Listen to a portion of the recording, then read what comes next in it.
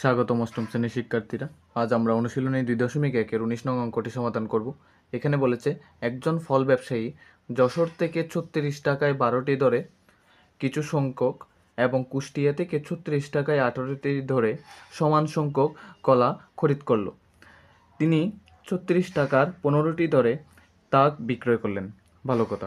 এখন এখানে বুঝতে পারতেছি এটা যে 12টি কলা তিনি 36 টাকায় কিনছে যখন যশোর থেকে আনছে, আর 18টি কলা 36 টাকায় কিনছে যখন কুষ্টিয়া থেকে আনছে। আবার তিনি বলতেছেন যে 15টি কলা 36 টাকায় বিক্রি করছে। এখন আমাকে ক নাম্বার প্রশ্নে কি বলা হয়েছে সেটা দেখি। ব্যবসায়ী যশোর থেকে প্রতি 100 কলা কী দরে ক্রয় করেছিলেন, মানে প্রতি 100 কলা কী দরে ক্রয় করছিলেন। তার আগে আমি দেখি যশোর থেকে এখানে একটা কিছু দেওয়া আছে। এখানে বলা হয়েছে 12টি কলা 36 টাকায় ক্রয় করছিলেন। তাইলে 100টি কলা কয় টাকায় ক্রয় করছে সেটা বের করে ফেলি। তাহলে লেখা যাক 12টি কলা, কয়টি কলা? 12টি কলা ক্রয় করেছে, 12টি কলা ক্রয় করেছে 36 টাকায়।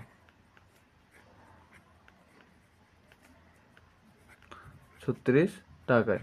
তাহলে 100টি কলা ক্রয় করেছে সেটা বের করার আগে আমরা 12টি থেকে একটি বের করে ফেলি। একটি কলা ক্রয় করেছে, বেশি থেকে একে আসলে কি হয়? ভাগ হয়। তাহলে ভাগ করলাম 12 আর উপরে 36 আছে, বসিয়ে দিলাম। ঠিক আছে, এখন টাকা আছে বসালাম। এখন এখানে দেখেন 100টি কলার কত টাকায় ক্রয় করছে সেটা বের করব। তাহলে এক থেকে বেশি আসলে কি হয়? গুণ হয়। তাহলে গুণ করব। তাহলে গুণ করলে 36 গুণ 100 হবে। আপনার নিচে আছে কত?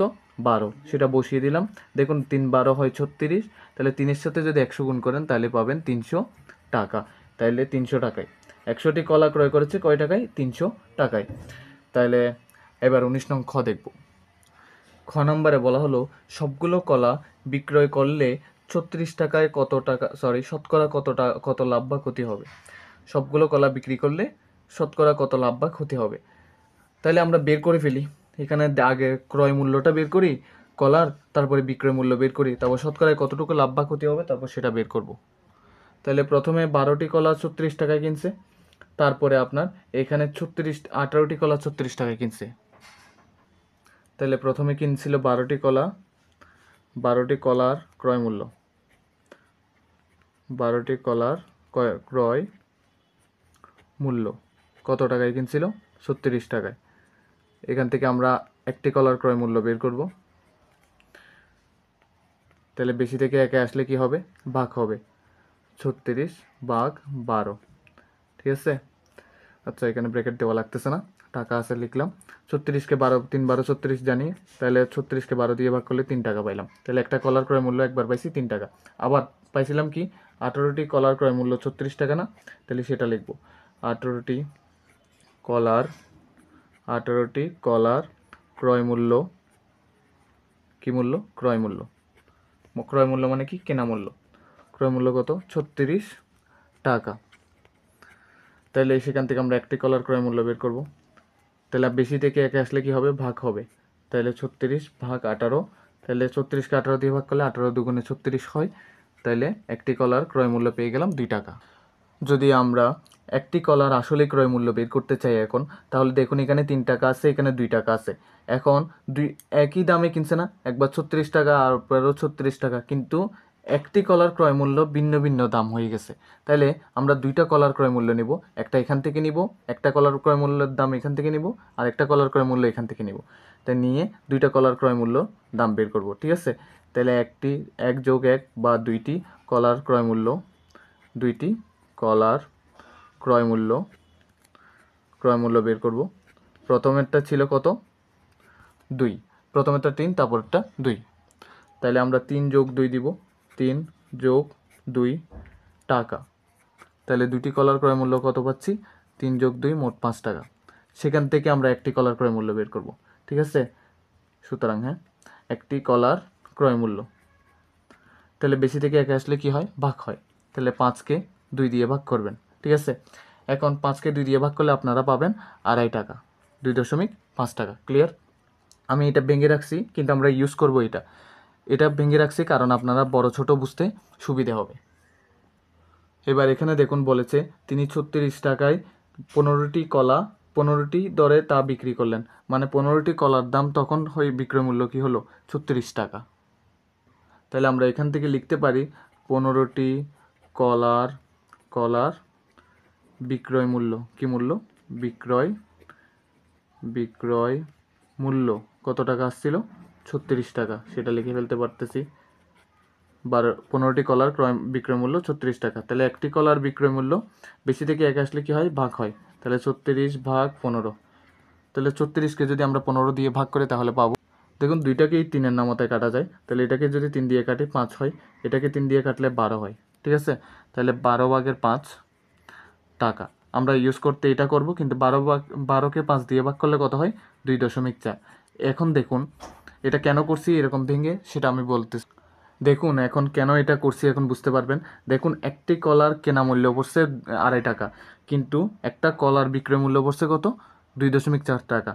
যেহেতু আমার কলা কেনা দাম থেকে আমি বিক্রি করতে লসে বিক্রি করছি, কমে বিক্রি করছি, যে জিনিসটা 2.5 টাকায় কিনছি বিক্রি করার সময় 2.4 টাকায় বিক্রি করছি, তার মানে কমে গেছে না বিক্রি করার সময়? তাহলে বিক্রি করার সময় যখন আমার কেনা দাম থেকে কমে বিক্রি করব তখন কি হয়ে যাচ্ছে? ক্ষতি হয়ে যাচ্ছে। তাহলে ক্ষতি যেহেতু হয়ে যাচ্ছে আমরা বুঝতেই পারতেছি, তাহলে আমরা ক্ষতি সমান দিয়ে বের করে ফেলবো। ক্লিয়ার?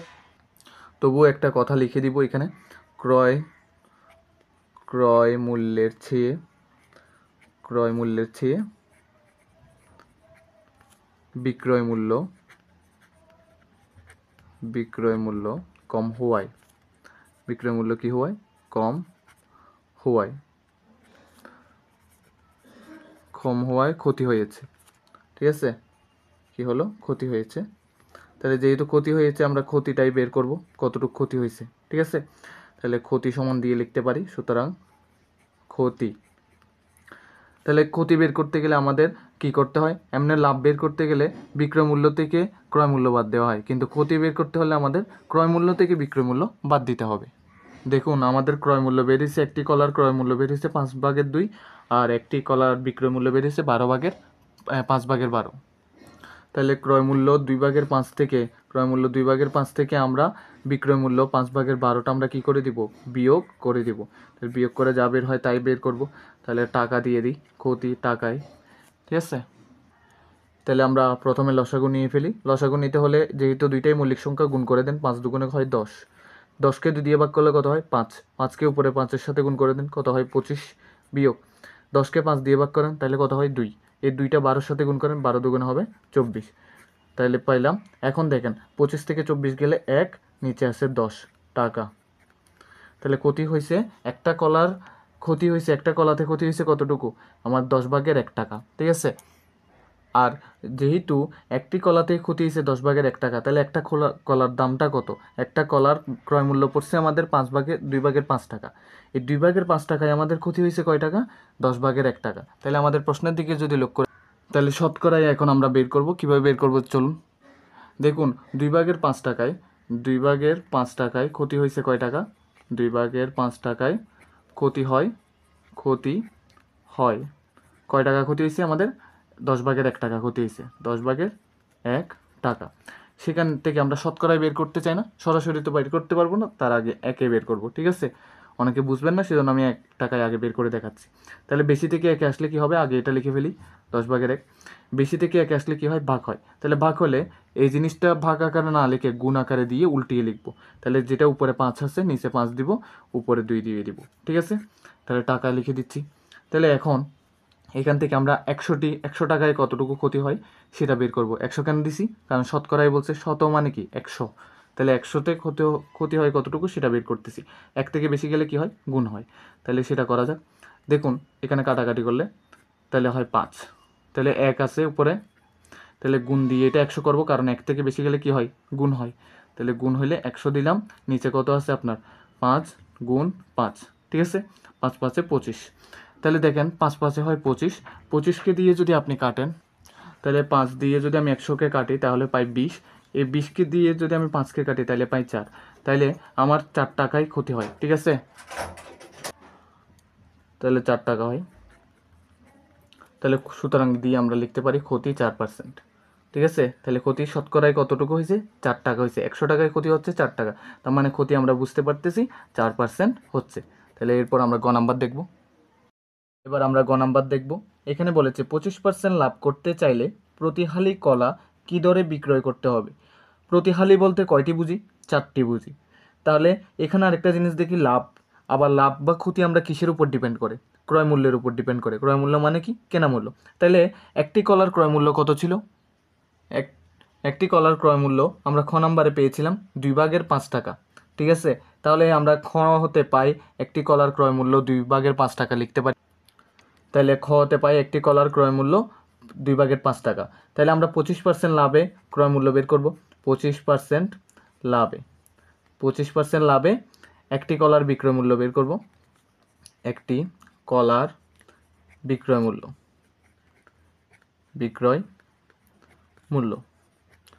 দেখুন আমাদের বিক্রয় মূল্যটা কিসের উপর ডিপেন্ড করবে? এই যে লাভ হিসাব করব সেটা কিসের উপর করব? ক্রয় মূল্যের উপর করব। তাহলে ক্রয় মূল্যকে আগে লিখুন। তাহলে লিখলাম, যেহেতু লাভের কথা বলছে তাহলে যোগ দিব, যদি ক্ষতির কথা বলতো বিয়োগ দিতাম। এখন যেহেতু 25% বলছে, এই 25%টা কার উপর হবে? ক্রয় মূল্যের উপরে হবে। তো এই ক্রয় মূল্যের উপর 25% হলে তো ক্রয় মূল্যকে লিখুন গুণ দিয়ে 25% মানে কি? 100 ভাগের 25। তাহলে 100 ভাগের 25 লিখে ফেললাম। তাহলে ব্র্যাকেট করে দিব এখানে। তাহলে এর টাকাটা এখন বের করি। 2 ভাগের 5 আছে, লিখলাম, যোগ দিলাম। ঠিক আছে, 4 25 হয় 100। তাহলে 4 লিখলাম। তাহলে কি হইলো? উপরে 5 আছে, 4 দুগুণে হচ্ছে 8। তাহলে নিচে 8 লিখলাম। কথা বুঝতে পারছেন কিনা দেখেন। এখন আমরা লসাগু করব, যেহেতু 2টি ভগ্নাংশ আছে। তাহলে 8 হবে লসাগু 2, আর 8-এর লসাগু হয় 8। 8কে যদি 2 দিয়ে ভাগ করেন তাহলে পাবেন 4। 4-এর সাথে 5 গুণ করলে হয় 20। 4 5-এ 20। 8কে 8 দিয়ে ভাগ করলে হয় 1। 1-এর সাথে 5 গুণ করলে হবে 5। তাহলে এই জায়গা থেকে 20 আর 5 যোগ করলে হয় 25, নিচে আছে আপনার 8। তাহলে একটি কলার বিক্রয় মূল্য কত পাইলাম? আমরা 8 ভাগের 25 টাকা পাইলাম। কিন্তু আমাদের এক হালি কলার বিক্রয় মূল্য বের করতে বলছে। আর এক হালি বলতে আমরা কি বুঝি? 4টি কলাকে বুঝি, তাই না? তাহলে এক হালি কলা বলতে 4টি কলা। তাহলে একটির নিচে 4টি বসাইলাম, কলার বিক্রয় মূল্য ডট ডট দিয়ে দিতে পারতেছি। তাহলে এক থেকে বেশিতে গেলে আমরা জানি গুণ হয়। তাহলে 8 ভাগের 25 আছে লিখলাম, গুণ দিয়ে 4টা লিখে দিলাম। ক্লিয়ার কিনা বলেন? এখন এই জায়গা থেকে কাজটা হবে এরকম, 4 দিয়ে 8কে কাটলে 2 হয়, কারণ 4 দুগুণে 8। তাহলে আমরা পাচ্ছি 2 ভাগের 25। এটাকে যদি আমরা ভাগ করি, মানে 25টাকে এখানে ভিতরে নিই, তাহলে আমরা জানি 12 দুগুণে হয় 24। তাহলে আর বেঁচে থাকে কত? 1। তাইলে এই 2টা যখন নিচে আসে, নিচে থাকুক, 12টা এখানে পাশে বসবে আর আপনার এটা এখানে বসবে।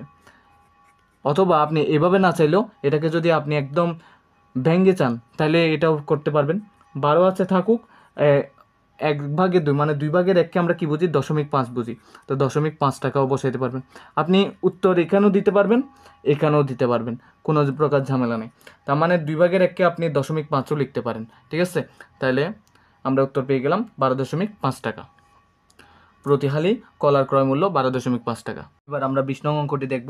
এখানে বলেছে কোনো আসল 3 বছরের সরল মুনাফা সহ 28,000 টাকা এবং 5 বছরের মুনাফা আসল সহ 30,000 টাকা। এখন ক নম্বরে বললো প্রতীকগুলোর বর্ণনা সহ মূলধন নির্ণয়ের সূত্রটি লিখো।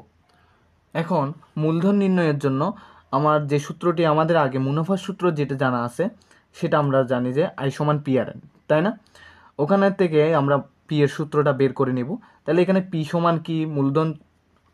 পি সমান কি হয়? মূলধন। পি সমান মূলধন। তারপর আমাদের আই সমান হলো মুনাফা। আই সমান হলো মুনাফা। তারপর আপনার আর সমান হলো কি? মুনাফার হার, তাই না? আর সমান হলো মুনাফার হার। আর আপনার আর কি আছে? এন আছে। এন মানে হলো সময়। এন মানে হলো সময়। এগুলো আমরা জানি। এখন এই সূত্রটা বের করে নেব মূলধনের জন্য, যে সূত্রটা লাগে। আগেও করছি, যারা আগের বেসিকের ক্লাসগুলো দেখছেন তারা অবশ্যই জানেন বিষয়গুলো। তাহলে আই সমান PRN আমরা জানি। এখান থেকে আমরা পি এর মানটা বের করব। যেহেতু পি এর মানটা বের করব, পিটা এক পাশে থাকুক, পি এর সঙ্গে আর আর এন আছে না? আর আর এন কি পাশাপাশি আছে, মানে মাঝখানে কোনো চিহ্ন নাই, তার মানে ওরা গুণ আকারে আছে। যখন তারা আই এর পাশে যাবে তখন তারা কি আকার রূপ লাভ করবে? গুণ থেকে ভাগ আকার রূপ লাভ করবে। তাহলে ভাগ হইলে ভাগ দিলাম, আর এন বসাই দিব, উপরে কি আছে? আই আছে। তাহলে পি এর মান মূলধনের সূত্রটা আমরা বের করে ফেলছি, প্রতীক সহ এবং নাম সহ। ঠিক আছে, এবার আমরা খর দিকে লক্ষ্য রাখি। এবার খ নম্বরে বলতেছে মুনাফার হার নির্ণয় করো। তার মানে উদ্দীপকের উপর নির্ভর করে মুনাফার হার নির্ণয় করতে বলছে। তাহলে কোনো আসল 3 বছরের সরল মুনাফা সহ, এখানে মানে আসল আর মুনাফা একসাথে করে 28,000 টাকা হয়েছে, ঠিক একইভাবে 5 বছরে আসল আর মুনাফা সহ বলতেছে 30,000 টাকা হয়েছে। সরল মুনাফা সহ বলতে বোঝাচ্ছে মুনাফা আর আসল যোগ করে মূলত 3 বছরে এত টাকা হয়েছে, আর মুনাফা আর আসল যোগ করে 5 বছরে এত টাকা হয়েছে। তাহলে আমরা লিখব কি, আসলের পরিমাণ কখনো পরিবর্তন হয় না, শুধুমাত্র সময়ের তাগিদে আমাদের মুনাফার পরিমাণটা পরিবর্তন হয়। তাই আমরা আসল যোগ দিয়ে 3 বছরের মুনাফা সমান এতটুকু লিখব, আবার আসল যোগ দিয়ে 5 বছরের মুনাফা সমান এতটুকু লিখব। তাহলে চলুন তাহলে লেখা যাক, আসল যোগ 3 বছর নয়, আমরা 5 বছরের আগে লিখব। কেন লিখব সেটা বুঝতে পারবেন একটু পরেই। 5 বছরের মুনাফা সমান আসল আর 5 বছরের মুনাফায় যোগ করে আমরা পেয়েছিলাম 30,000 টাকা। ঠিক আছে, সেখানে আসল যোগ এবার লিখব 3 বছরের মুনাফা। আসল যোগ কয় বছরের মুনাফা? 3 বছরের মুনাফা।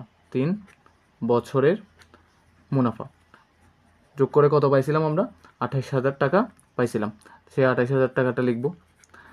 দেখুন, আসল আর এখান থেকে আমরা যদি বিয়োগ করে দিই তাহলে আমরা 2 বছরের মুনাফা পাবো। কিভাবে?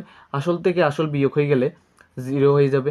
5 থেকে 3 বিয়োগ হলে, চিহ্ন এটা ধরবো না, ধরবো এটা, কারণ এখন চিহ্ন আরেকটা পরিবর্তন যখন করছি, বিয়োগ করতেছি, তখন এই চিহ্নটাই আমরা নিব। তাহলে 5 থেকে 3 বিয়োগ করলে থাকতেছে 2, তাহলে 2 বছরের মুনাফা আমরা বের করব।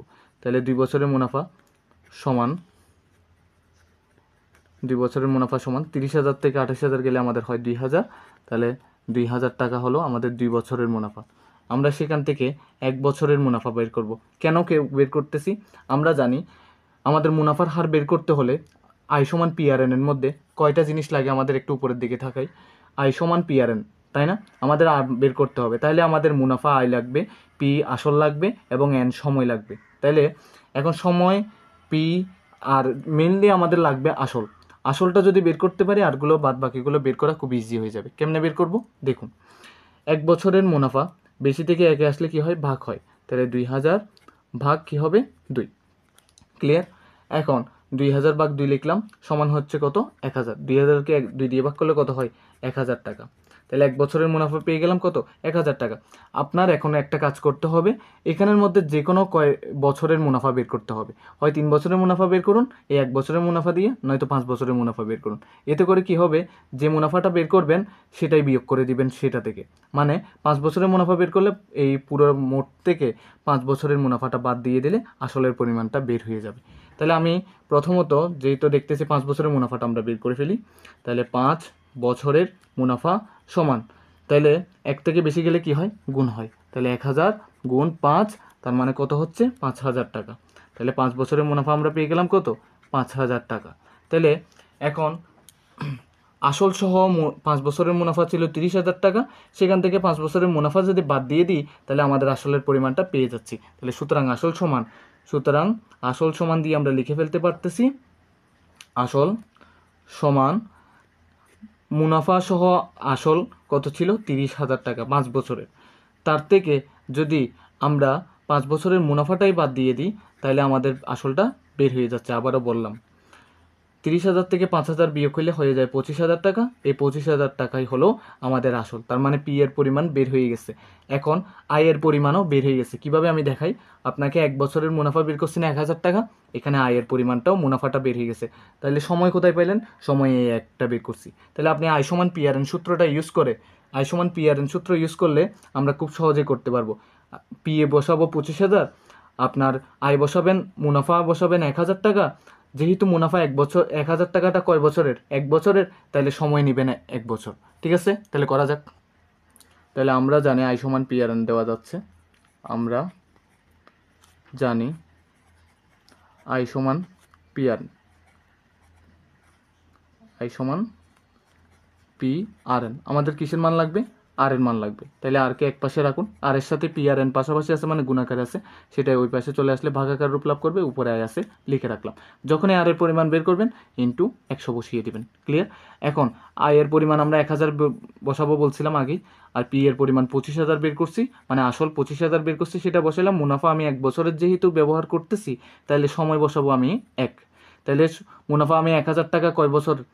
এই 1,000 টাকাটা কয় বছরের মুনাফা? এই 1,000 টাকাটা 1 বছরের মুনাফা, তাই আমি এন মানে সময় 1 বছরই বসিয়েছি, তাহলে গুণ দিয়ে 100 লিখে ফেললাম। 2টা শূন্য 2টা শূন্য কেটে গেছে, একটা শূন্য একটা শূন্য কেটে গেছে, তাইলে 25 দিয়ে 100কে কাটলে হয় 4, তাহলে উত্তর হবে আপনার 4%। তাহলে আমরা সুতরাং মুনাফার হার 4% বসিয়ে দিতে পারতেছি এখান থেকে। সুতরাং মুনাফার হার 4%। তাইলে এখন গ নাম্বার দেখব আমরা। এবার গ নাম্বারে বলছে একই হারে ব্যাংকে কত টাকা জমা রাখলে। দেখুন একই হারে মানে কি, আপনি যে হারটা এখানে পাইছেন খ নাম্বারে সেটাই এখানে বসাবেন। তাহলে 4% পাইছিলেন, এখানেও হবে 4% মুনাফার হার। তাহলে ব্যাংকে কত টাকা জমা রাখলে, কত টাকা মানে কি, মেন টাকাটাই আপনাকে দিয়ে দেওয়া দেয় নাই, মানে আসল দিয়ে দেওয়া দেয় নাই। তাহলে আসল বের করতে হবে। জমা রাখলে 5 বছরের সময় দিয়ে দিছে, 5 বছরের মুনাফা আসল 48,000 টাকা হবে। তার মানে দেখতে পাচ্ছি সময় দিছে, মুনাফা আসল দিছে, এবং একই হার যখন বলছে মুনাফার হার আমি হতে পাই সেটা বসিয়ে কাজ করতে পারবো। আর আমাদের কত টাকা জমা রাখলে যখন বলছে তার মানে আসলের পরিমাণটা বের করতে হবে। তাইলে আমরা খ হতে পাই দিয়ে আর সমান 4% লিখতে পারছি, n 5 বছর ছিল, আর মুনাফা আসল এ সমান 48,000 ছিল। তাহলে আমরা একটা সূত্র জানি, আমরা কি জানি, আমরা জানি মুনাফা আসল সমান আসল যোগ মুনাফা। তাহলে সেটাকে কিভাবে লেখে, এ সমান পি প্লাস আই। এটা আমরা প্রথম পার্ট 1-এ শিখিয়েছি। এ সমান পি প্লাস আই মানে মুনাফা আসল সমান আসল যোগ মুনাফা। এখন আমাদের লাগতেছে কি, এখান থেকে আমরা বের করতে পারি এ সমান পি প্লাস আই সমান কি জানি আমরা, পি আর এন না, তাহলে সেটা বসিয়ে দেন। আই সমান পি আর এন বা পি এন আর যেটাই জানেন আপনি, সেটা বসিয়ে দিলাম। এখন এখানের মধ্যে লক্ষ্য রাখুন, এর পরিমাণ রাখলেন, দুইটার মধ্যেই পি মিল আছে, তাহলে পি নিয়ে ফেলেন। তাহলে প্রথমটা থেকে পি নিয়ে ফেললে আর কিছু নাই, তার মানে 1 লিখতে হবে, প্লাস এখান থেকে পি নিয়ে ফেলছেন, আর আছে কি আর এবং এন। যারা বুঝেন না একটু ব্যাক করে দেখেন, তাহলে আরও বুঝে যাবেন। এখন এখান থেকে আমাদের মান বসানোর পালা। মান বসানোর আগে আমাদের যেহেতু আসলটা বের করতে হবে, আসল মানে পি দিয়ে প্রকাশ করা হয়, তাহলে পি যখন বের করবেন পিকে এক পাশে রাখুন, পি এর পাশে 1 প্লাস আই আর এন আছে না, এই 1 plus I R N P এর পরপর ব্র্যাকেট যেহেতু শুরু হয়েছে, মাঝখানে কিছু নাই মানে কি আছে, গুণ আকারে আছে। এই পুরো জিনিসটা যেহেতু গুণ আকারে আছে, এর পাশে চলে আসলে সেটা ভাগ আকার রূপ লাভ করবে। তাহলে ভাগ দিয়ে 1 প্লাস আর এন লিখে রাখলাম, উপরে এ আছে সেটা দিব, ঠিক আছে। এখন এখানে মান বসানোর পালা। এ মানে মুনাফা আসল, মুনাফা আসল আমরা কত পেয়েছি দেখি তো, মুনাফা আসল পেয়েছি আমরা 48,000, তাহলে সেটা বসিয়ে দিলাম, 1 আছে বসালাম, প্লাস আর এবং এন বসাবো। আর মানে কত আছে 4%, আর মানে কত 4%।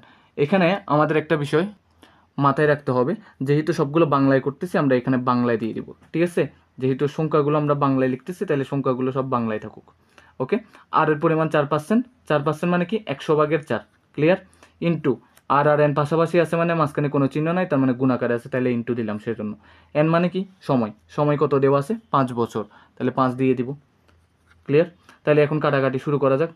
4 25 কত হয়, 4 25 হয় 100, তাহলে আবার 5 5 25 হয়। এখন তাহলে আমরা লসাগু করতে পারি। লসাগু করার আগে দেখেন উপরে 48,000 আছে, লিখে রাখলাম। এখানে 1 যোগ উপরে কিছু নাই মানে 1 ভাগ দিয়ে মানে এটার উপরে কিছু নাই মানে 1, এখানে নিচে আছে কি 5, তাহলে লিখে রাখলাম। এতটুকু থেকে লসাগু নেন, নিলে লসাগু 48,000 আছে থাকুক। এদের লসাগু নিলে 5 হবে লসাগু, 5 লসাগু নিলে 5-এর সাথে 1 গুণ করলে 5, যোগ আছে যোগ দিলাম, 1 আছে 1 বসিয়ে দিলাম। এখন এখান থেকে আপনি করতে পারেন 48,000 উপরে আছে থাকুক, 5 আর 1 যোগ করলে কত হয় 6, আর নিচে আছে 5, লিখে রাখলাম, ক্লিয়ার। এখন এখান থেকে এখানে করি, যখন 48,000 আছে লিখলাম, এরকম ভগ্নাংশের হরের মধ্যে যদি আরেকটি ভগ্নাংশ থাকে তাকে গুণ করে উল্টিয়ে লিখতে হয়। তাহলে উল্টিয়ে লিখলে উপরে যেটা 6 আছে সেটা নিচে আসবে, যেটা 5 নিচে আছে সেটা উপরে যাবে। তাহলে 6কে 48 দিয়ে কাটলে হয় 8, তাহলে আরও 3টা শূন্য আছে, তার মানে হবে 8,000, ক্লিয়ার। তাহলে 8,000-এর সাথে 5 গুণ করলে কত হয় 40,000, তাহলে আমাদের আসলের পরিমাণ বের হলো কত 40,000 টাকা। এটাই হলো আমাদের গন্তব্য আনসার।